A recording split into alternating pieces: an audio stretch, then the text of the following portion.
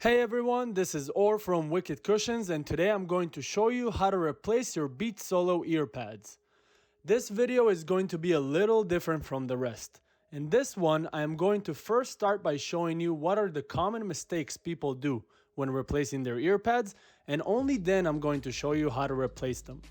Please, if you love the way your headphones sound and look, watch the common mistakes before trying to replace your earpads, and I guarantee that you will become a professional at doing this. Just a small disclaimer, do not repeat what I am showing you right now. I am only going through the motions so you can understand the mistakes. Let's start with the first one. As you can see, one side is completely messed up and the other one looks fine. I did that on purpose so I can show you what not to do when trying to remove your pad. When the foam is exposed, as in the example here, some people think that all you need to do is just pull out the foam and the leather. The problem is, once the foam and the leather are removed, the piece of plastic that was holding them in place is still attached to the headphones.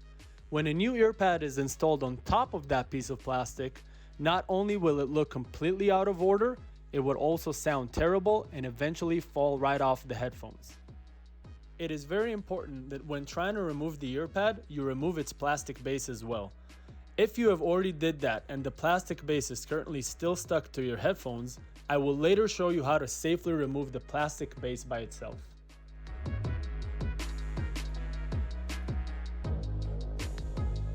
The second most common mistake is installing the earpads upside down. On top of the earpads being unique for the left and the right side, they are also different at the top than they are at the bottom. With the right side earpad, it is easier to recognize which side is which. The USB port cutout marks the bottom of the earpad. On the left side, you will have to look for the seam on the earpad. The seam marks the bottom of the earpad. If installed upside down, the earpads would simply not flush in with the dowels that I'm about to show you in the installation process. So make sure you notice that before sticking the pads to the headphones. And now let's move on to the last mistake, which is not knowing which earpad goes to which side. On the Beats Solo wireless, whether it be the Beats Solo 2 or Solo 3 wireless, there is a USB charging port on the right side of the headphones. On our earpads, you will see that one of the pads has a special cutout that was made to fit on top of that USB port. This is why these earpads are not made to fit the Beats Solo 2 wired version, which does not have the port on any side of the headphone. And now, let's finally show you how to properly remove and install the new earpads. The first step will be to remove the old earpads. For that, you will need a simple, non-sharp butter knife. Take your finger and simply feel the earpad's plastic base, and you will notice that it's right under the foam. Take the butter knife and gently stick it underneath the earpad and its plastic base, and start slowly separating the earpads from the headphones. Repeat this from several angles until the earpad comes off easily. By removing it that way and not just trying to pull the earpad out, you will be sure to remove the entire earpad from the headphones and not leave anything behind.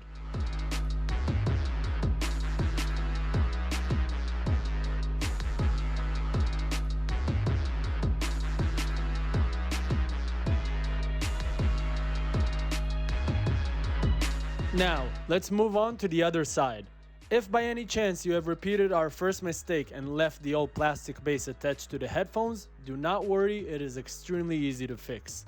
Simply shove the butter knife in between the base and the headphones and start to slowly separate it. You will have to do this gently from several angles in order to easily take out the plastic. Do not try to just pull out the plastic.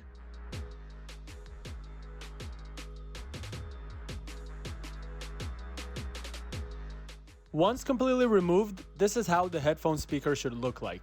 You will notice that you might have broken these two small dowels that I'm pointing my finger at right now. Do not worry, these dowels are only there to align the cushion when installed, and it can be done without it. Your headphones will continue to function normally even without them.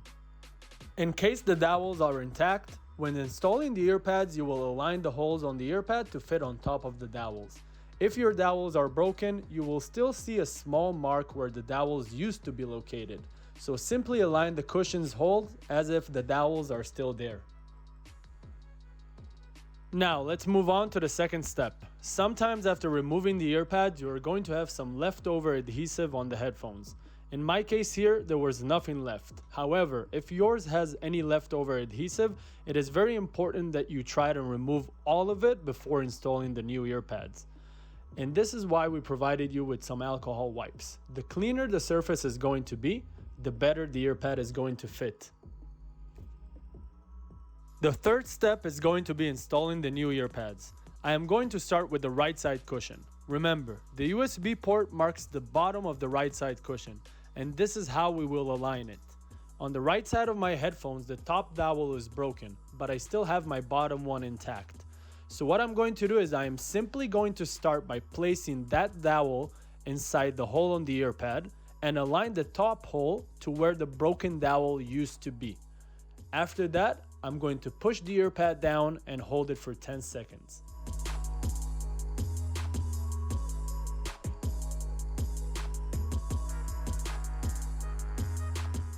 Now, let's move on to the left side cushion. Remember, look for the seam at the bottom of the ear pad and align it accordingly. On the left side of the headphones, I have both dowels in place, so it's going to be easier to install. Simply hold on to the ear pad as I show, align the dowels to go into the holes on the ear pad, and push it in place. After that, hold it together for about 10 seconds. Now, let's move on to the last step. Grab about 4 to 5 books, it depends on how thick they are, and place the headphones on top of them in a way where there is constant pressure applied to the ear pad. Do not overstretch your headphones. Keep the headphones like this for about 12 hours and you are good to go. And that was it. You have successfully replaced your Beats Solo ear pads.